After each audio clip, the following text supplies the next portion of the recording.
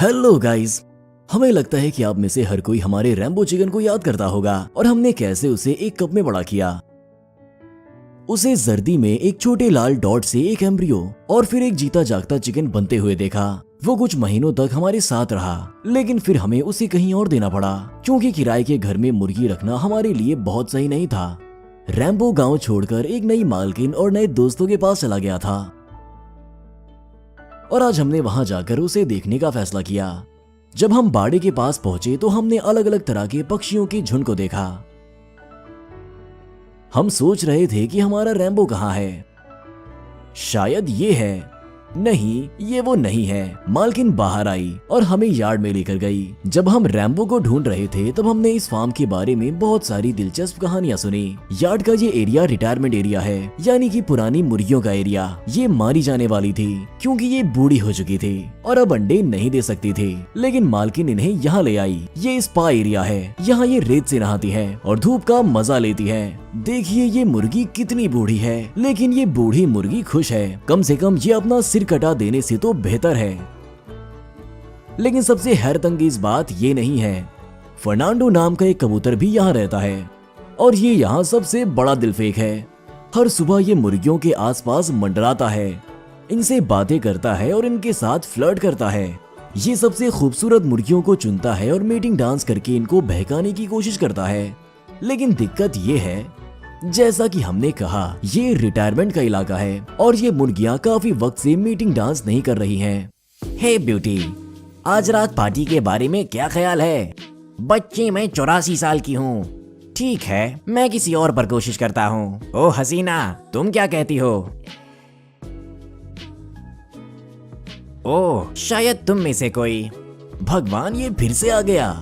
बल्कि ये रोमांस का इतना शौकीन है कि जब इसने एक मुर्गी को खाद में फंसा हुआ देखा तो ये उसकी मदद करने के बजाय उसके सामने नाचने लगा।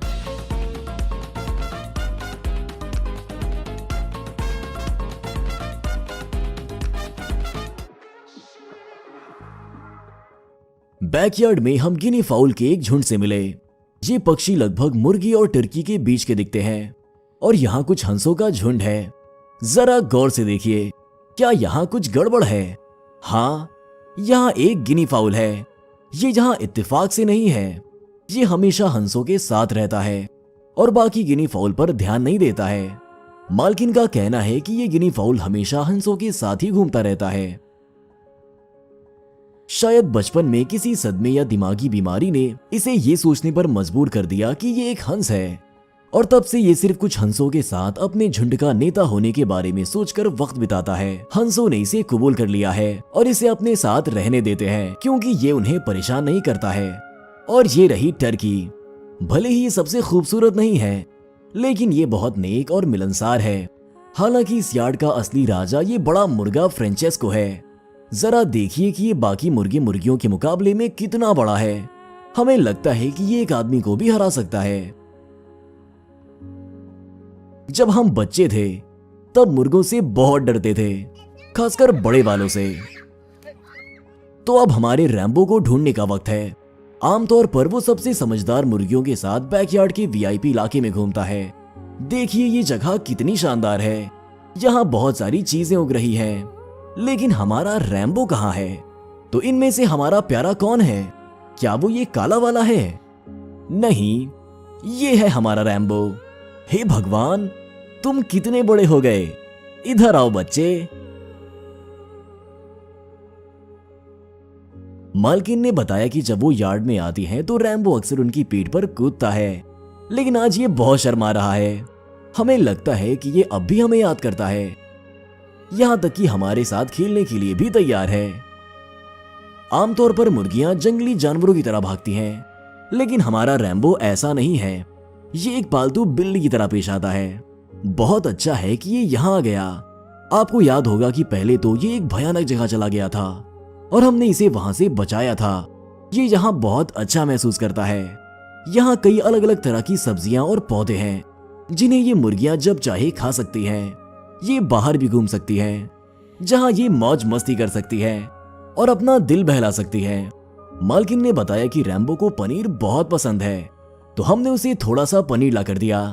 मालकिन बाकी मुर्गियों के इधर उधर भटकने की वजह से कटोरे को जमीन पर नहीं रखती है। इनका एक सख्त कानून है जिसके हिसाब से इस मुर्गी को रैम्बो से पहले खाना है। अगर वो रैम्बो से ज्यादा वक्त से यहाँ रह रही है और फिर हंसों का झुंड आता है, साथ में उनका मजाकिया नेता भी। रैम्बो द चिकन के बारे में यकीनन ये आखिरी वीडियो है। हमें पूरा यकीन है कि ये यहाँ खुश है और हम इसकी सलामती के लिए बेफिक्र हैं। खासकर जब से मालकिन ने कहा है कि ये उनका पसंदीदा है। हमने पक्षियों के दाने के लिए मालकिन को कुछ पैसे दिए और उन्होंने बदले में हमें कुछ अंडे दिए। जरा रुकिए, क्या इसमें से कुछ अंडे रैम्बो ने दिए हैं? हमारा मतलब है कि हम अभी भी नहीं जानते कि ये मुर्गा है या मुर्गी, है ना? लगता है कि इसके सर पर एक छोटी सी कलगी है, लेकिन क्या बस इतने से रैम्बो को मुर्गा कहना काफी है? कमेंट में बताएं, कौन जानता है कि हमारा रैम्बो असलियत में क्या है?